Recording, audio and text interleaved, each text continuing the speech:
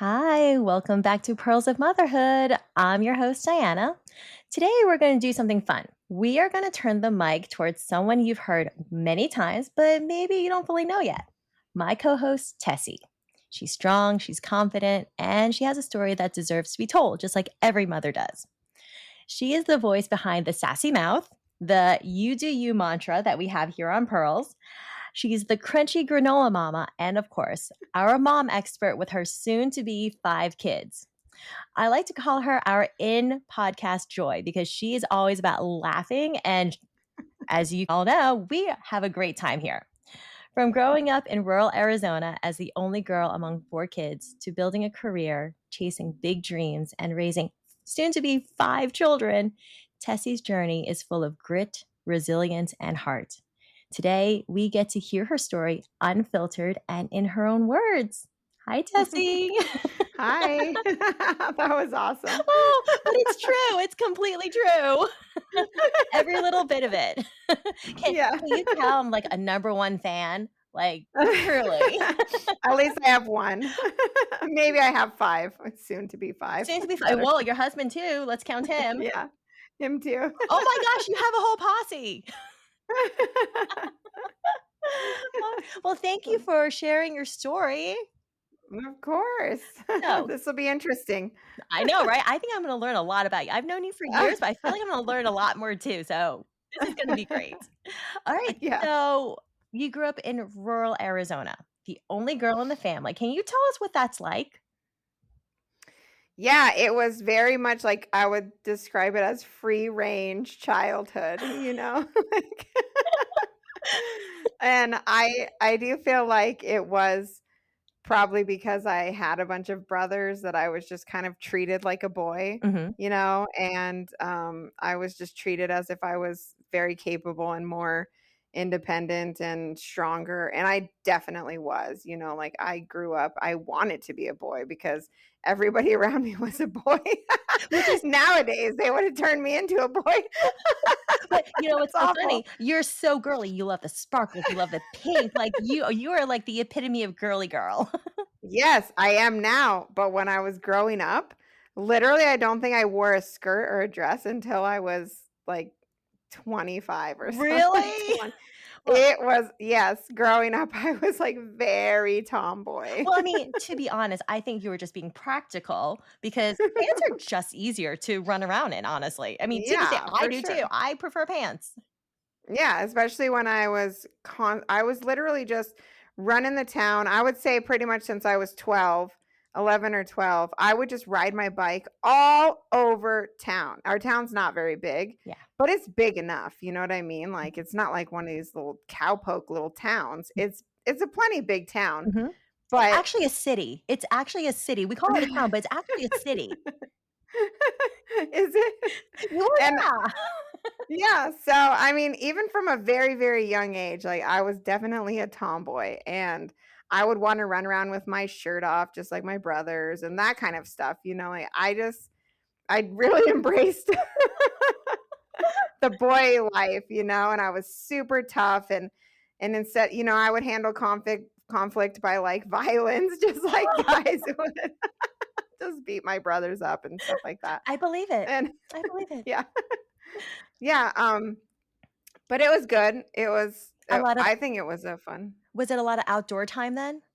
Yes, Mhm. tons of outdoor time, like building forts. I wowould build forts and literally do all the boy things. We would build forts, pine cone wars, and we would play sports. So that's why your throw is so accurate, I Oh, think. my throw is like very accurate. Don't get in the way of my throw. I will nail you. I saw you throwing a ball at one of your kids one time. I'm like, "Oh my gosh, is she a pitcher? What did I not know this?"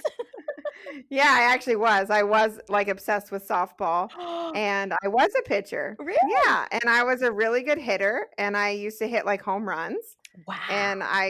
I used to do it, though. This is funny. I used to wear, like, one of those skirts, once I got Mhm. older, like 12, 13. I would wear, like, a skirt But still not a to skirt. play softball. Not a skirt, not a full-on skirt, but that's what I'd play my softball in. So I guess I was, like, a little bit girly here and there, like, back in the day. Definitely nothing like I am now. Mhm. But, yeah, I guess I was a little girly.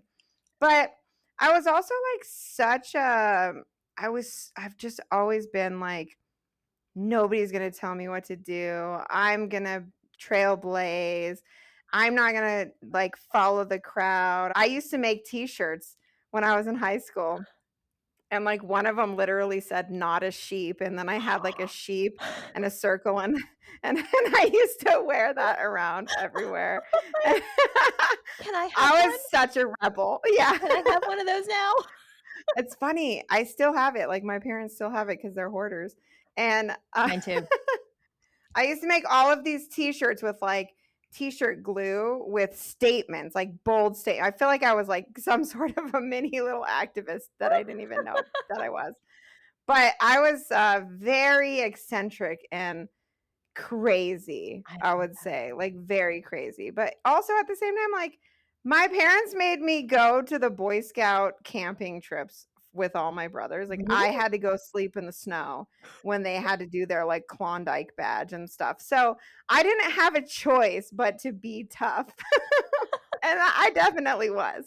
Did you enjoy it? Did you enjoy all those No. no, okay, but you did it. You know, as I got older, I kind of enjoyed being around the Boy Scouts. I'm Yeah. not gonna lie, but I mean, nothing ever happened there. Like I never dated a Boy Scout or you know what I mean? But Mhm. um It was fun. yeah, and it was fun. Yeah. And I was kind of a trailblazer, and I was just like I definitely was not the popular kid in school, you know? Really? And it's no, it's funny cuz I joke that like everyone from my high school would probably have voted me to be most likely to like end up in jail or to marry a felon or something. I swear. I Are was you like serious? I like hung out with just I didn't actually hang out with a lot of people in my high school. I hung out with kind of like the dropouts. I would not have guessed that. I would have thought you were like Yeah. prom queen because you're blonde, blue eyed, like this gorgeous woman. I thought you would have been like super popular, a cheerleader, and all that. Boy, am I wrong.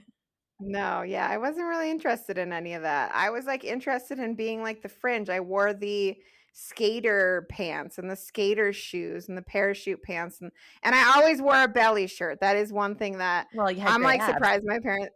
Yeah, I had great abs. One time I literally had a teacher tell me that I looked good, but I had to change my shirt.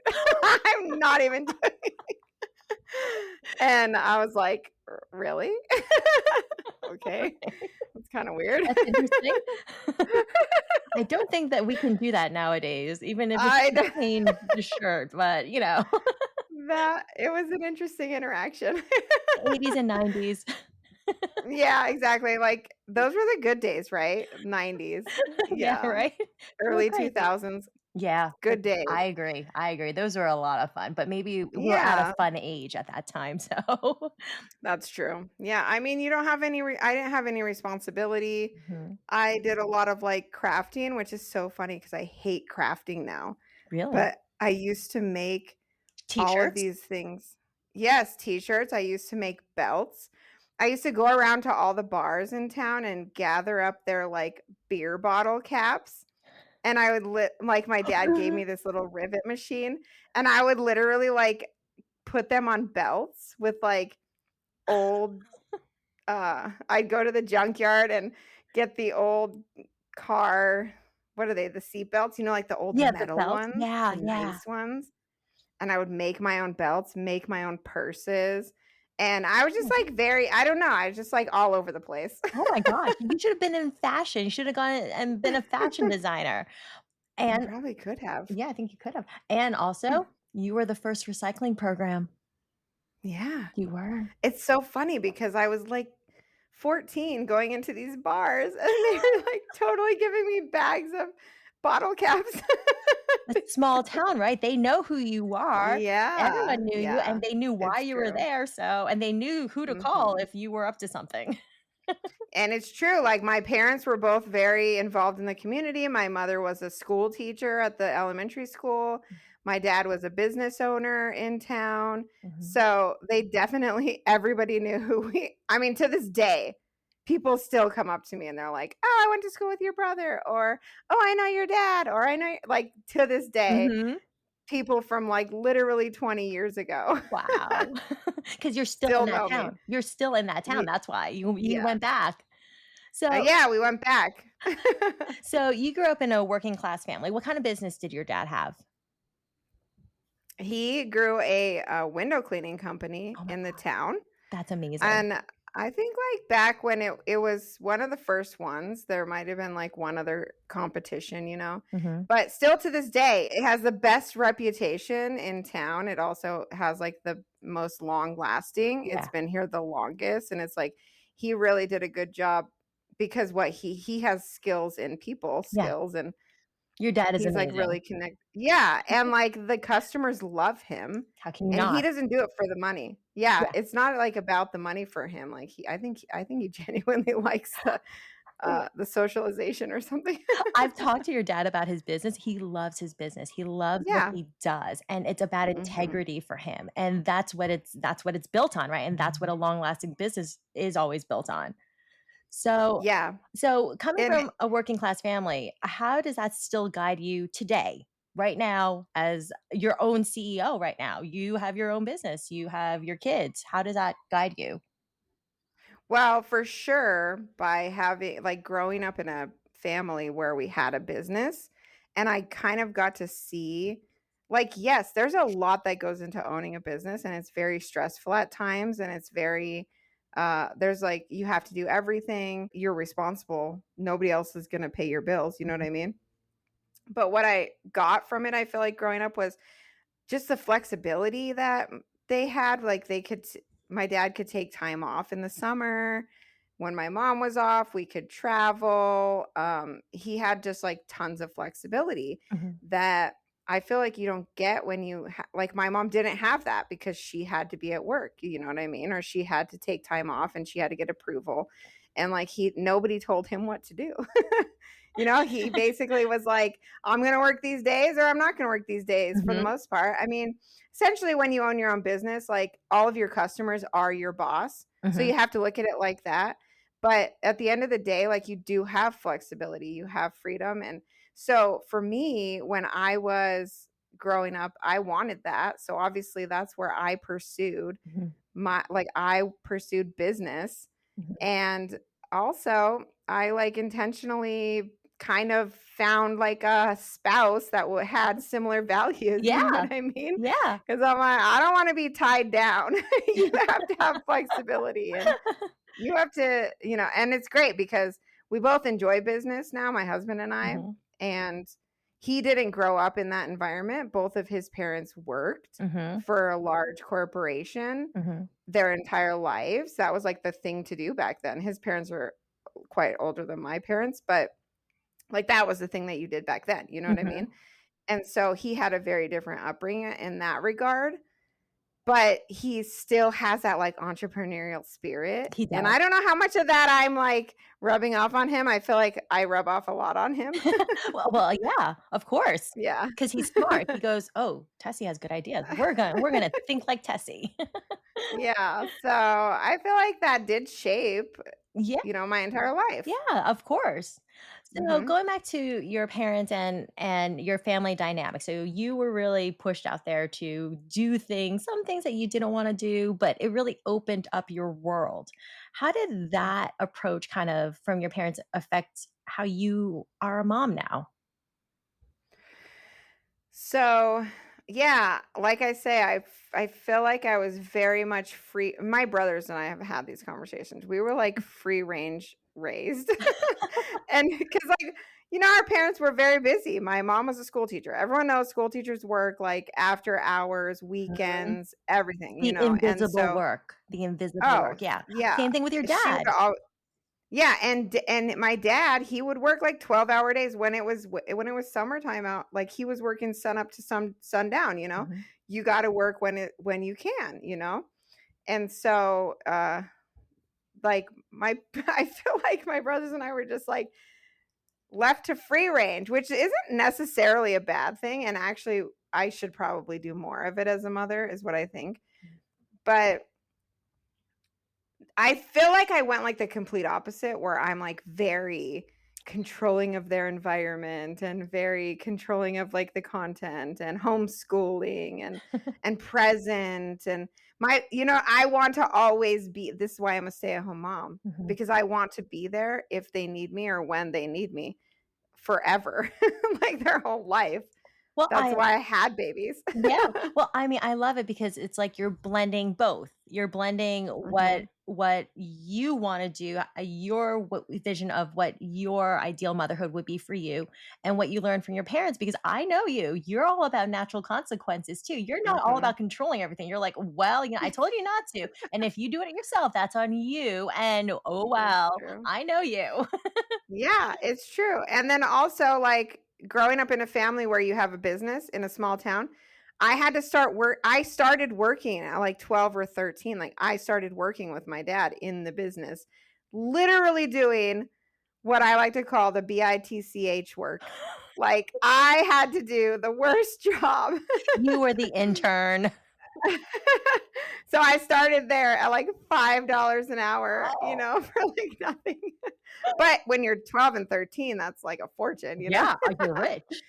But yeah, so I worked every summer. I worked whenever I could, pretty much throughout college, starting when I was like 12 all the way through college. I worked whenever I could in the family business, Mhm. and that was like the best thing. So that is something that I'm trying to instill in my kids is working in the family business. Like one day you're going to take this business over.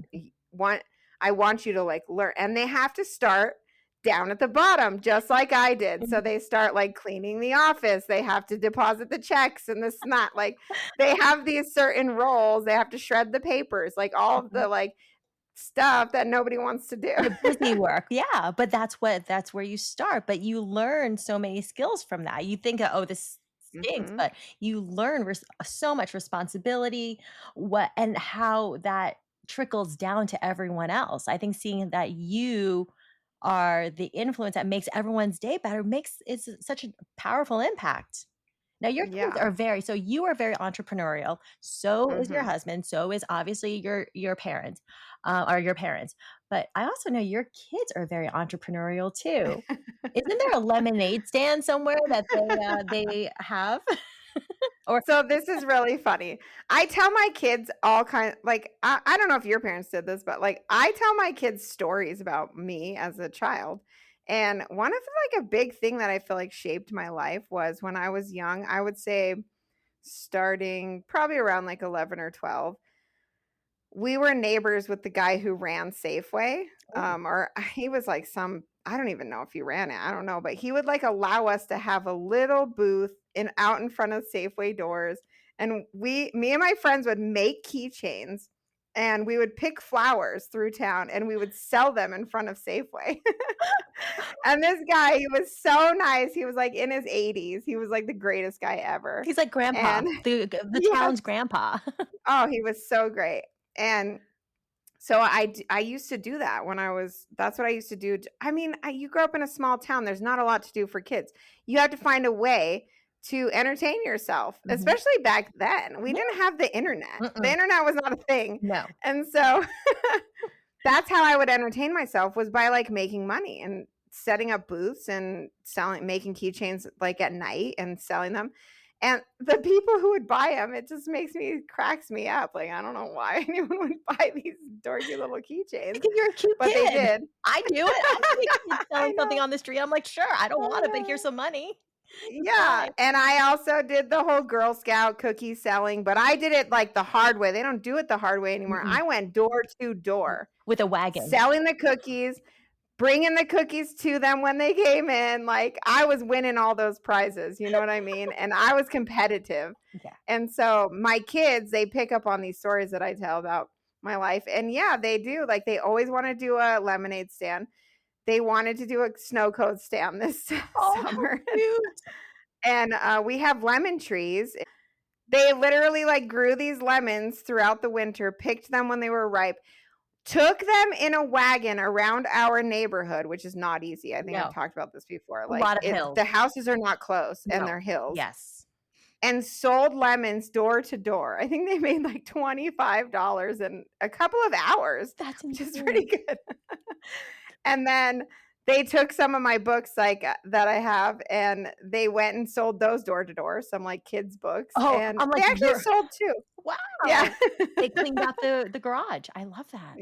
Yeah. They were like they have that spirit, but I also do instill it in them, because I know that it's an important thing, and I think that's awesome, like, I just tell them stories about that, and They're like, "I they wanna try it." run with it. Yeah, Yeah, I because love I it. told them we have this snow cone, like, truck in town, and they sell the snow cones for, like, $5 What? for a cup. I know, it's just so much, That's and insane. they're always wanting one, and I told them, I'm like, you could set up a snow cone stand next to them, and if you sell your snow cones for $2 For $3. Yeah. or 3 and you have, like, organic syrups, Mhm. you'll probably do better. And you guys are really adorable. How can you not? They were so into that. It I was bet. awesome. I bet. That's amazing. But you're showing them Yeah. resilience, you're showing them to be resourceful, you're showing them Mhm. to use resourcefulness, using their strength, but also to be dynamic and to think outside the box. I love that. Yeah. That's It amazing. is funny. Like, I kinda grew up, not being I had to be resourceful, Yeah. you know what I mean? Like, I wasn't babied for sure. Mhm. And my husband and I do differ on this because he kind of was. His mom was a stay-at-home mom for, like, several years Mhm. when he was younger, and, we kind of do I'm just like, "Ah, let him go," and he's like, "No, you have to protect them." He's a helicopter dad. Oh, for sure. But it's nice because I don't have to worry about them when they're ever with him? Yeah. Like, if I left them with one of my brothers, I would be worried they would get, like, kidnapped, that he would forget they were there. So, this makes me think of a story that my mother-in-law told me, and, she left her boys with her brother, and, she comes back, and my husband, her oldest son, comes back with stitches in his leg. He's like, "What happened?" Oh my god, that would totally be me. Yeah. I I know. mean, like, my brother would let his girls go to the restroom in a restaurant by themselves when they were, like, 5, and I'm over here like, can't even hardly imagine doing that? Mm-mm. Nope, nope. I took my nephew to New York with me, and granted, this is in New York City, and I took him to a show. Mhm. He was about 10 at the time, and it was just me and him, and he had to use the bathroom during the show, and he goes, "Oh, I can go by myself." I said, "No, you are not. I'm sorry." I said, "You get to choose. Either you come with me to the ladies' room, and I'll stand outside the stall, or I go with you into the men's room. I don't care what they Yeah. say." And he goes, "I'll go into the ladies' room stall, you just stand outside." I said, "That's fine." But there's no way, he was 10 years old, and maybe some people would say, "No, it's totally fine." I'm like, "Uh-uh, mm-mm, not on my watch, buddy." Yeah. I definitely do feel like if we're in the city, for sure. I am starting to loosen up a little bit with my oldest, who's 7, almost 8. And now it depends on where we are, but, like, obviously, if we're in our small town in a certain area, I'm fine with it, Yeah, but it's like baby steps. yeah. Well, I mean, that's natural, that makes a lot of sense. That makes a lot of sense. Yeah, Okay, yeah. so before motherhood, you worked in healthcare, you have degrees in Mhm, pre-law and psychology, and you started your mhm, own business. mhm. What was driving you in that season of your life, in those seasons before kids? Um, so before kids, I guess, everyone knows that I always knew that I was gonna have kids. Yes. So one thing that I did not really do was focus heavily on, like, creating some ridiculously successful career. Like, I did what I thought was fun and interesting instead, you know what I mean? Mhm, Because I obviously did the pre-law for a reason. My plan was to go to law school and become a lawyer. But something just in me, I feel like, just said, like, "Don't do that, because it'd be too hard to choose?"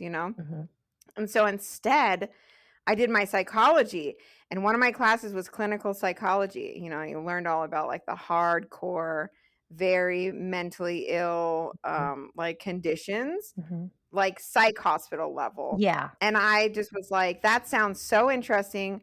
I wanna work with those people and see what it's like and try to help them?" mhm. And so that's the route that I ended up taking. And really, I think it was because it was just like I was kind of seeking more just like a fun job, not necessarily like a career.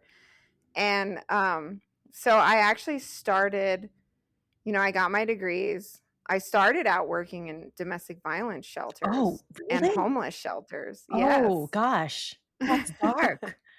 Oh my gosh. It was bad because I actually worked in the largest domestic violence shelter in Arizona, and Can I ask where that was located? it's like in Phoenix. Okay. Yeah, in Phoenix. And it was so big that we had families, we had kids. I mean, hundreds of rooms. This is how big it was. Oh, wow. And it was always full. We were always turning people away because or referring them out because we couldn't keep them, we couldn't house them. Yeah.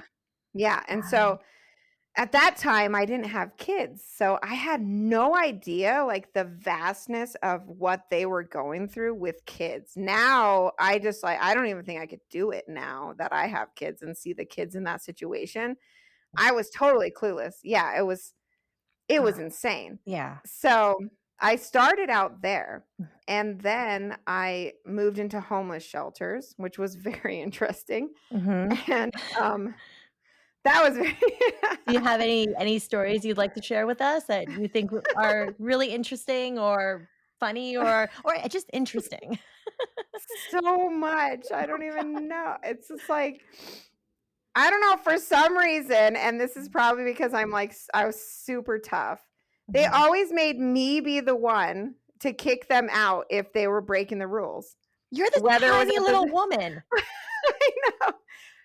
Somehow I have this aura about me, and it must be like growing up like You with all these boys or you something. do, like, I knew when I first met you, "Don't mess with this woman." I knew that. Yeah. So, I was always the one that they would have, like, remove people from the campus and basically kick them out and tell them they need to go somewhere else, and so but it was very different, like, in the domestic violence shelter, they were all women, so it's, like, a different Mhm, but in the homeless shelter, there was, like, a lot of men, mhm. mostly men, actually. Really? So, I would have to kick out men out of the homeless shelter. Can I ask something? What were the grounds that they would have to leave? Like, if they brought, illegal substances in, or there were, like, a list of certain rules, I can't remember now, it's been so long, Okay. but they were very strict, they were like, "If you're gonna be here, like, you have to follow these rules." I mean, they weren't, like, outrageous rules, they're reasonable, Right, but to keep and a civilization, like a civilized environment, that makes sense. Mhm, mhm. Yeah, so one time, like, I had to kick out this, like, humongous guy who was, like, basically young guy. He could have totally like broken me in half probably. Yeah, So I did. He took it well. But then like the craziest thing, when you're in smaller towns, because this wasn't in the city. This wasn't in Phoenix. okay. In Phoenix, you cannot run into anyone, Yeah. ever. Mhm, But this town was like in Colorado and it was like 100,000 people. So it's smaller. So you run into people. mhm. So I ran into him one time at Walmart and he tried intimidating me at the Walmart, like, inside the Walmart, What? but I was there with a male friend, okay, not even a boyfriend or anything, who just happened to be around the corner. He comes around, he's like this big, stocky cowboy, and he comes around, and he's like, "What's going on?" And he was, like, older too, and the guy just, like, scurried off and ran away. Oh, But, Walmart. yeah, that was Always the most interesting. interesting experiences. I know. So the things that like you would hear and see, there was this one guy who would carry his cat in his backpack at the homeless shelter, and like one time the cat suffocated. It was so sad. Oh, But he no. would like try to sneak the cat in his backpack, Was it a and different cat every time? I think no, it was like this one little kitten. Oh, It was so sad. But then sad. that also had like a family section too. And at the time, I didn't have kids, so I did not know the gravity of like, oh my god, these people having to be homeless with Mhm, kids. mhm. Like I literally can't even imagine. My kids are so spoiled and privileged. that Yeah, I like, hear they you. can't even sleep without a fan on, and me too, but it just, like, really It puts wakes you up. it puts things in perspective. You Yeah. see the gravity, you understand where what the needs are, and I think Mhm. that's very powerful because now you are in a position where you can and you do try to make things better in your community for people who are in those positions. I think that's huge. You've taken your experiences from your past and you're trying to make other people's lives better. Because I know the charity work that you do. I know I see what you do on a regular basis. And I had no idea you worked in a homeless shelter. That blows my mind. Yeah, That blows and my basically mind. for nothing. Oh yeah. I'm talking, like, in 2023, or no, this was 2013. I was making $9 an hour, What? putting my life at risk, working the second shift at the homeless shelter until midnight, leaving in, Having to go like, blizzard home. storms. Yes, Oh my like gosh. but I'm kind of a thrill seeker. I liked that kind of stuff. It was exciting to me, you Yeah, know what I well, mean? I didn't care about the money. well, I mean, you're young and you feel invincible and you know that you're making a difference. Even, Yeah.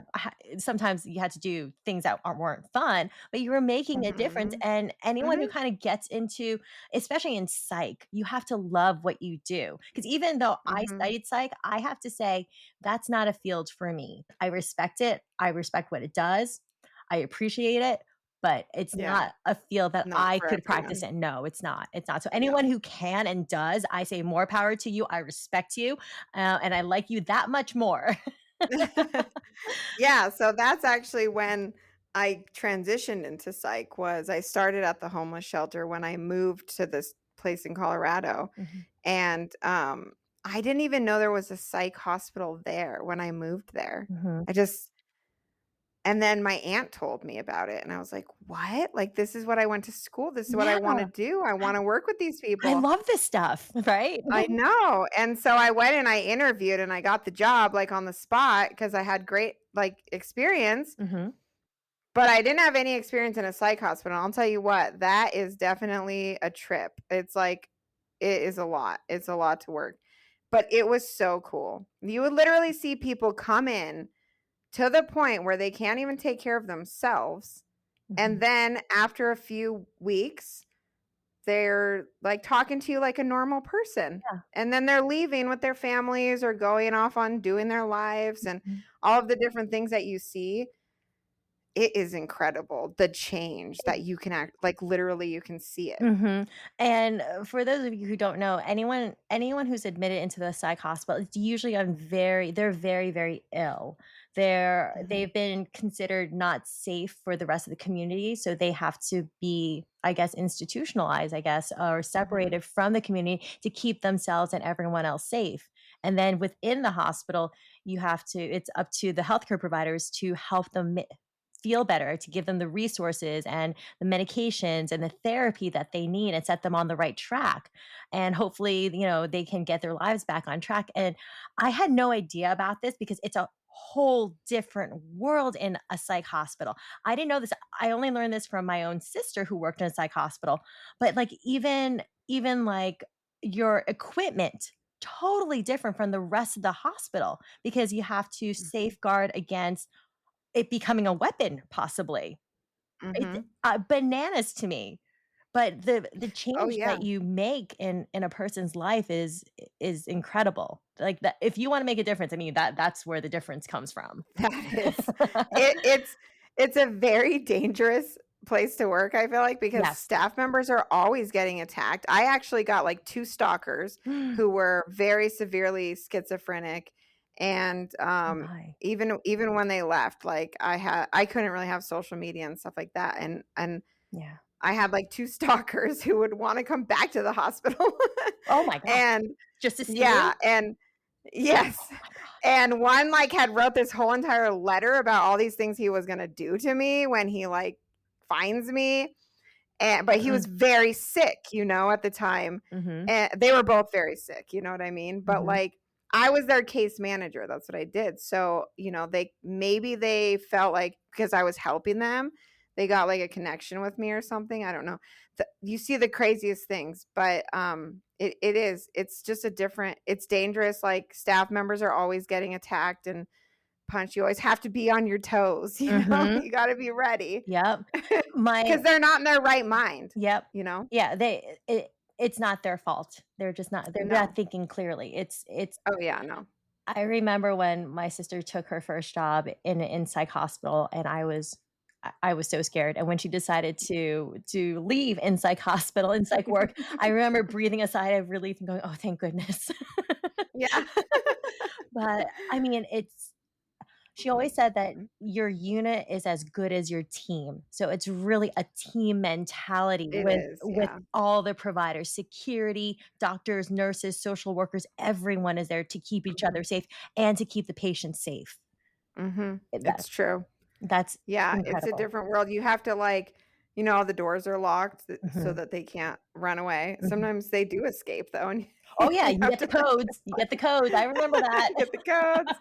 Yeah, and it's a different but what I liked about it was it's not like just sitting there typing on a computer, same thing every single day. I can't do that. Mhm. I'm way too ADD to like I couldn't work at the post office or something. I would be so bored. If I like had to work at a toll booth, I'd be so bored. I need stimulation. So yeah, it's dangerous and all of that. That's probably what draws me to it is that it's like not the same thing every single day. You get to come in and it's like You never different know things. what's gonna happen. You never know You who's gonna never come. know. I can say that. Probably a toll booth is probably pretty exciting too, because you never know who's gonna pull through. That's true.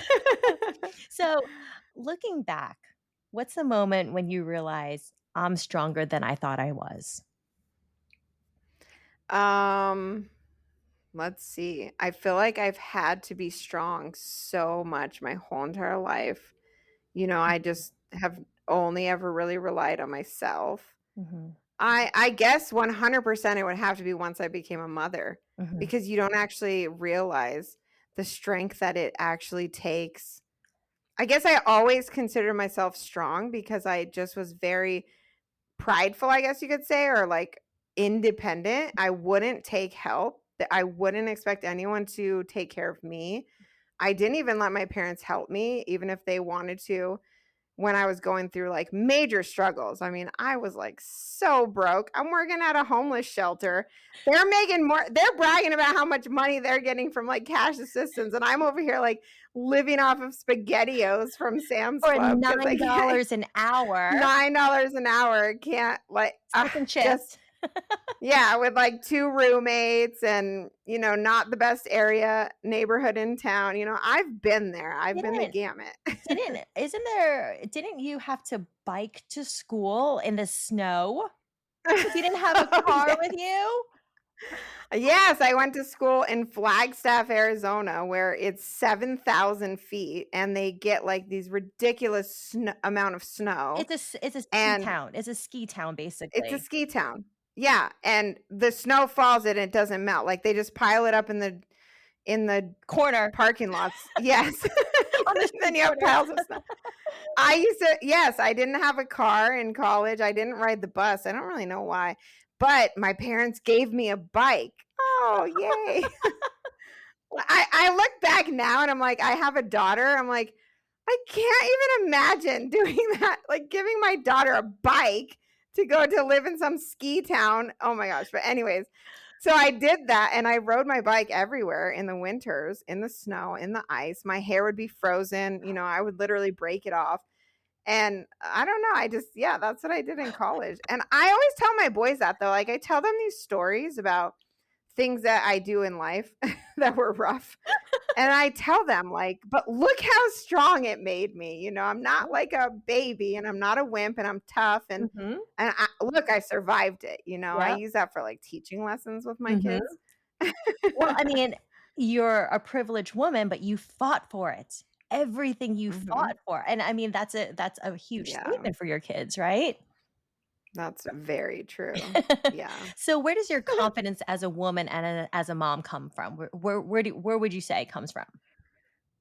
I think that just comes from the innate need to protect my babies. I don't think I would have this much confidence because even before I had kids, I was like still a nervous Nelly. As tough as I was, I just feel like I was like anxious about stupid things that didn't even matter, things that weren't important.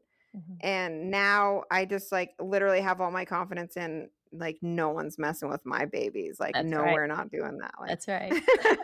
That and tiger if I mom have is to do real. this, I have to do this to protect my babies. Like, this is why I do home birth because I think it's very important to like protect them. Mhm. And I want a certain start to life for them, you know what I mean? And so like that's where I get my strength is total sacrifice for them, 100%, yeah. like do I want to do this?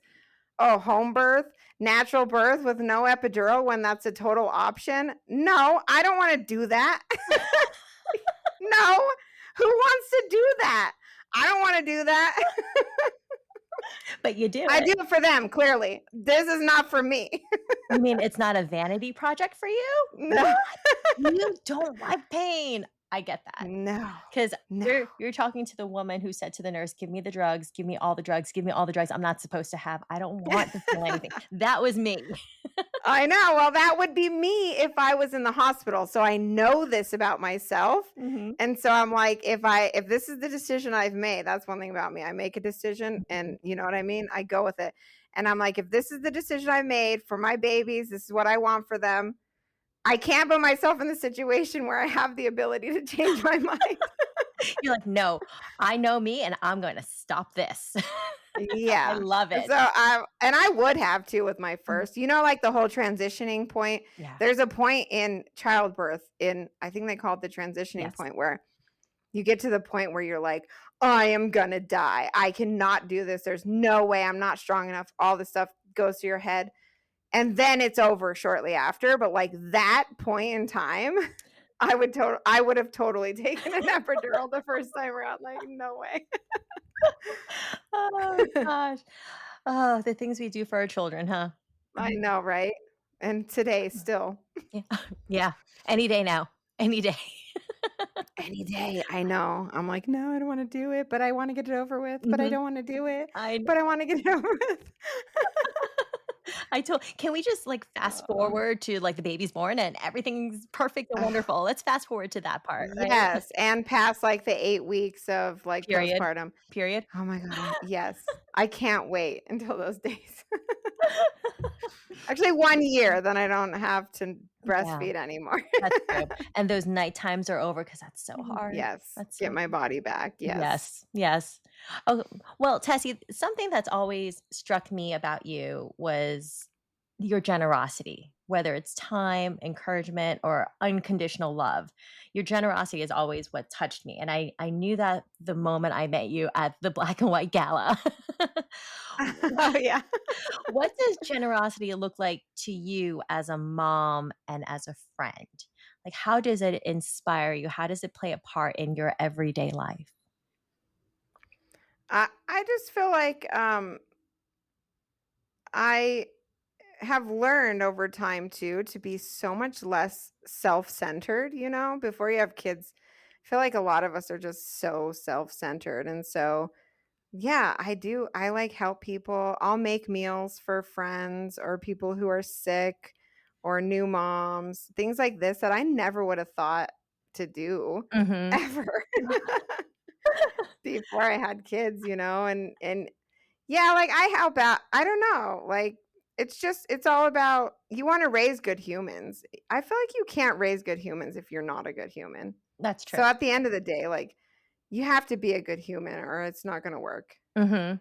I love that. I love that. That's such a great takeaway message, right? Yeah.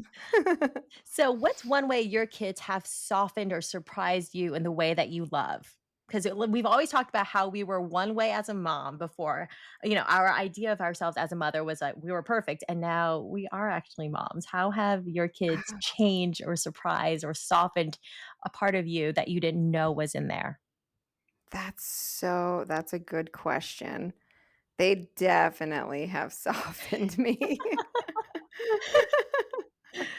Well, for one, I'm way more cuddly with them. You're not a cuddle person to begin with. I am not a cuddle No. person, but with them, I will cuddle them all day long, not all night because I don't do co-sleeping. I need my space still, but I love rocking them. They've just like it, motherhood I feel like has made me realize that they're like nothing is important. Nothing in this world besides my babies is important. Like everything else, don't care. You know what I mean? Yeah. Like doesn't matter. It's a Whereas perspective. before, yeah, it changes your whole Yeah. perspective. It makes you realize what actually is truly important in life, and Mhm, like life's very short. They grow up really fast. mhm, You, uh, it's insane. Everybody tells you that, mhm.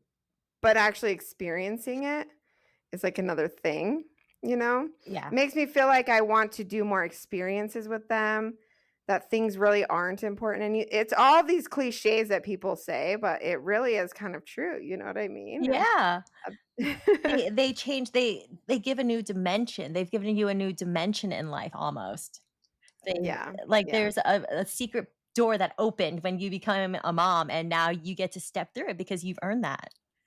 Totally, and, like, in situations where I wouldn't have had as much compassion for certain people, I look at them as, like, w that's somebody's child, you know? Mhm. It's like, how would their mother feel? And then I help instead of being judgmental, instead of being like, "Oh, get your kids under control," or being, like, annoyed, like, "Ah, that kid just won't stop crying on the airplane," or whatever.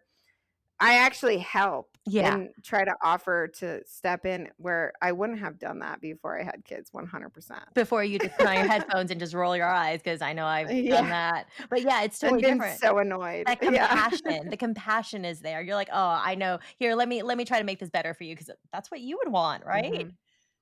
Yes, and I always look at it like I would hope somebody would treat my kids with decency if I wasn't around, regardless, Yeah, you know what I mean? So that's how I look at it yeah. now. I think, it's do unto others. It's the golden rule, right? Mhm. Yeah. Oh, I love that. Yeah. Okay, let's lighten it up a little bit. What is your mom's superpower?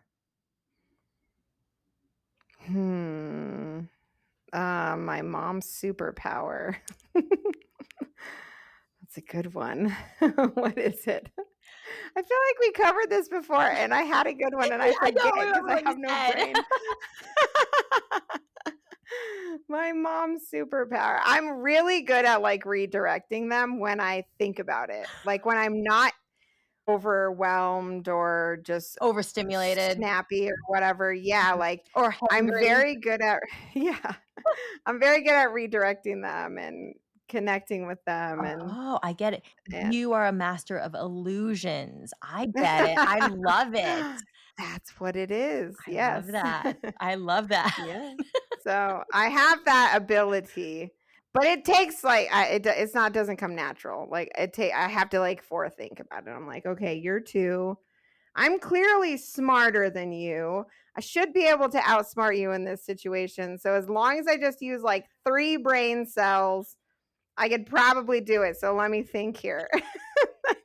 Okay, obviously, you are smarter than me because I'm being outsmarted by my toddler on a daily basis, and I think I have to use more than 3 brain cells, but they're just not working. I don't know. It's so funny. I was telling my husband this with my 2.5-year-old. She's such a sweet girl.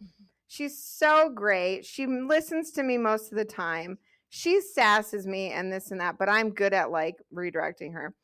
And and then I was telling my husband, I'm like, man, I just can't even ever imagine like spanking her because she never does anything that warrants like physical violence. You know what I mean? That would be like that bad because we know obviously we know people who like spank their 2-year-olds and stuff, and I'm just like I just like can't even imagine what she could ever do that would qualify for that. You know what I mean? And he made a good point. He's like, but you put in a lot of effort to this point to get her to this point, to the point Mhm. where you don't have to just use physical because she respects you and loves you and like and I can like outsmart her a little bit.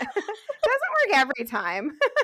But you I try. mean, not to say I don't yell at her sometimes and be like, We that's enough. we all yell. We all yell. Let's get that straight. Yes.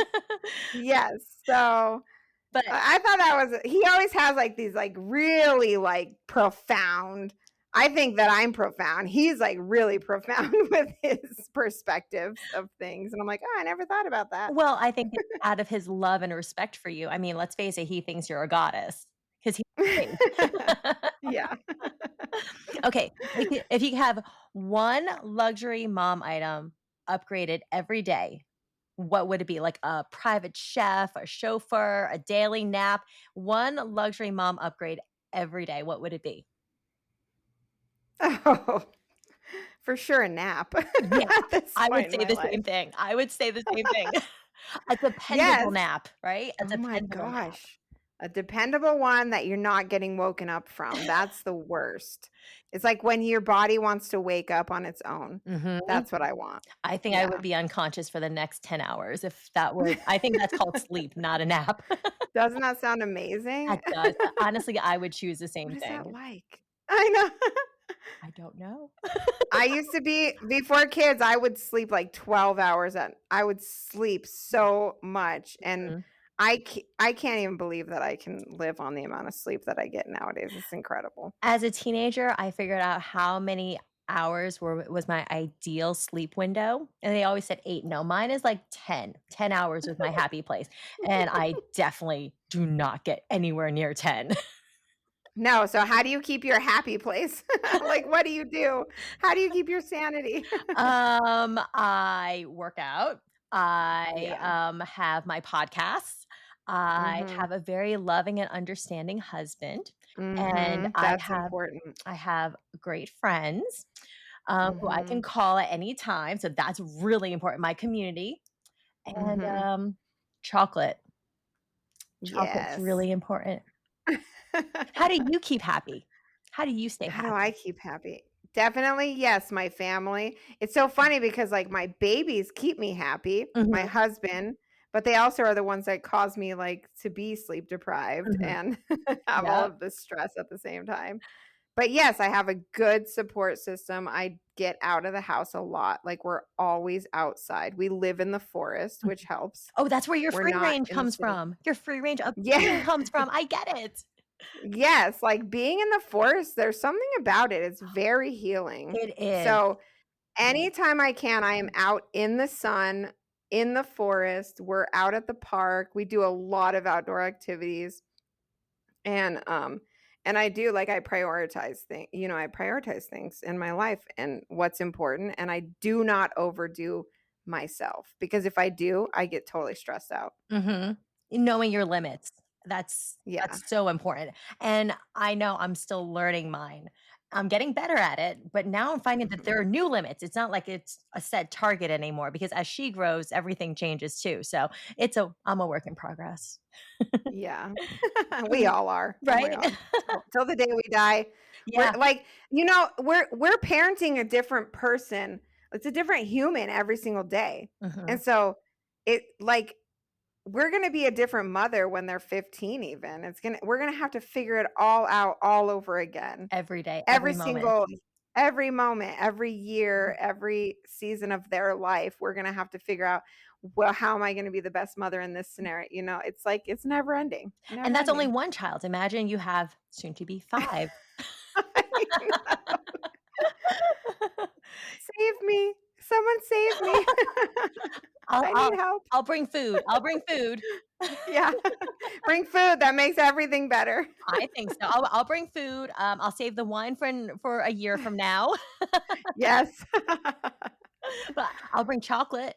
How's that sound? Yes. Okay. Sounds good. And ranch dressing. I know how much you love that. Oh, yeah.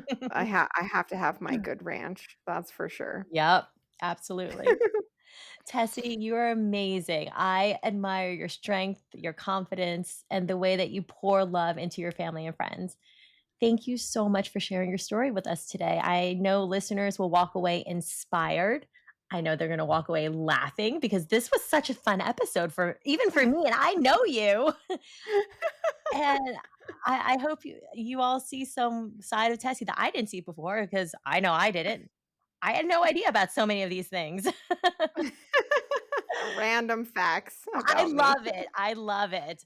If you loved Yeah. getting to know our Tessie a little deeper today, share this episode with another mom who inspires you. And don't forget to follow Pearls of Motherhood so you never miss an episode that reminds us that motherhood is hard, but it's also full of strength, laughter, and love. Talk to you soon. Bye. Bye.